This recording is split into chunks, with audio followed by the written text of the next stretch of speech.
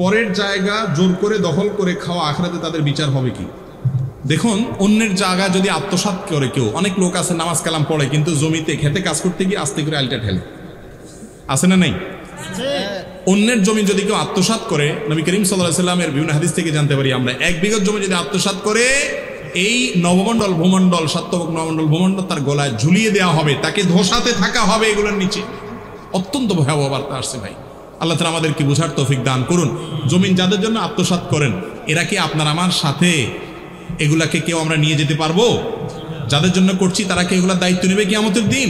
ভোগ করবে যারা, তারা কেউ দায়িত্ব নেবে না, ভোগ করবেন আপনি। আপনার মতো নির্বোধ আর কে আছে? আল্লাহ তাআলা আমাদেরকে হারামের বিরুদ্ধে হালালের পথে চলার তৌফিক দান করুন। এরপরে প্রশ্ন হলো, অসহায় মানুষকে অত্যাচার করা কাদের কাজ? অসহায় মানুষকে অত্যাচার করে যারা, তারা তো জালিম, অত্যাচারকারী। আর একটা বিশেষ কথা আছে এখানে, সেটা হলো অসহায়দের উপরে যারা চড়াও হয়, আল্লাহ মাফ করুন, এটা জাহান্নামীদের মার্কা। কাদের মার্কা?